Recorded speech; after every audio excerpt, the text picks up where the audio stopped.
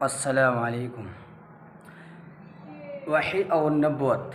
ایک دن آپ صلی اللہ علیہ وسلم روز کی طرح غار حرا میں بیٹھے ہوئے اللہ کو یاد کر رہے تھے۔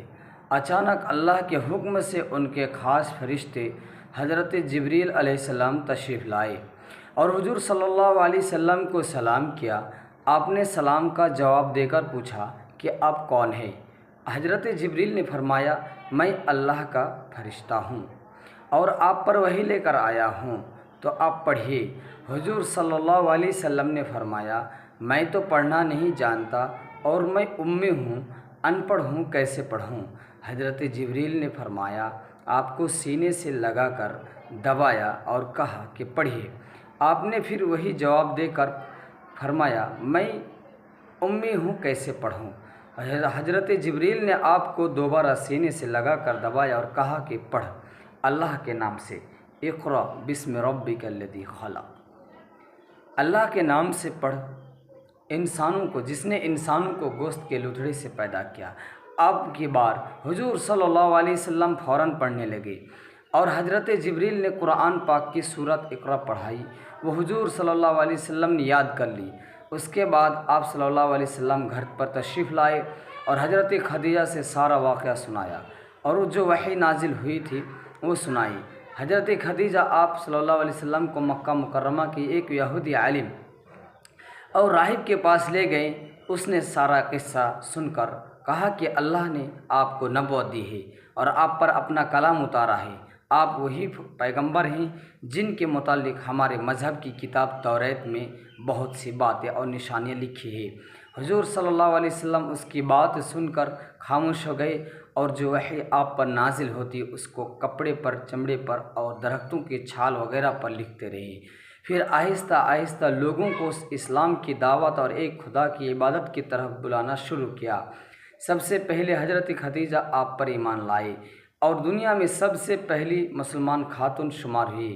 آپ کے بعد حضرت ابوبکر صدیق رضی اللہ اور بہت سے دوسرے۔ تھوڑی دنوں کے بعد اللہ تعالیٰ نے آپ کو حکم دیا کہ آپ علی الاعلان اعلان کر دیجیے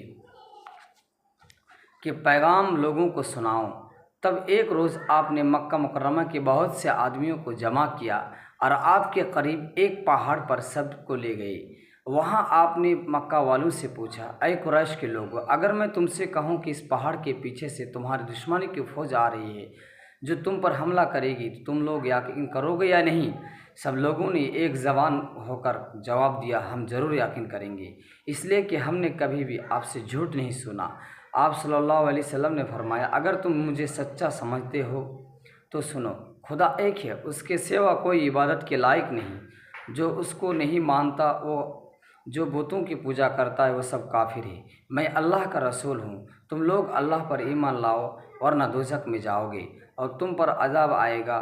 مکہ کے کافر یہ سن کر کہنے لگا، محمد صلی اللہ علیہ وسلم ہم کو اپنے خداؤں اور بتوں کی عبادت سے روکتے ہیں اور آن دیکھے خدا کی عبادت کی طرف بلاتے ہیں۔ بہت خفا ہوئے اور غصہ میں اٹھ چلے گئے۔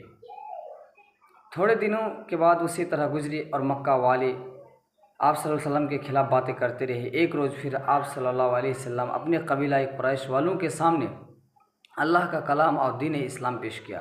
اس پر لوگ بہت خفا ہوئے اور دشمنی کرنے لگے، مگر کچھ لوگ آپ کی بات کو غور سے سننے لگے اور آہستہ آہستہ دین اسلام قبول کرنے لگے۔ ایک روز آپ صلی اللہ علیہ وسلم خانہ کعبہ میں تشریف لے گئے، وہاں کچھ لوگ جمع تھے۔ آپ نے ان کو اللہ کا پیغام سنایا اور اس کا حکم سمجھایا۔ اس پر وہ لوگ اتنا خفا ہوئے کہ ہمارے سرکار پر حملہ کر دیا۔ وہ لوگ بہت تھے اور مسلمان بہت کم تھے اور صرف 40 آدمی ہی مسلمان ہوئے تھے۔ جب کافروں نے حملہ کیا تو کچھ مسلمان حضور صلی اللہ علیہ وسلم کے ساتھ موجود تھے، آپ صلی اللہ علیہ وسلم کو بچانے کے لیے دوڑ۔ ان مسلمانوں میں بی بی حلیمہ رضی اللہ تعالیٰ عنہ جنہوں نے آپ کو دودھ پلایا تھا، ان کے شوہر حضرت حارث رضی اللہ تعالیٰ عنہ بھی تھے۔ انہوں نے ہمارے سرکار کو اپنے گود میں پالا اور کھلایا تھا، اس لیے دیوانہ اور آپ کو بچانے کے لیے کافروں پر ٹوٹ پڑے، مگر دشمنوں نے ان کو اتنا مارا کہ وہ بالکل شہید ہو گئے۔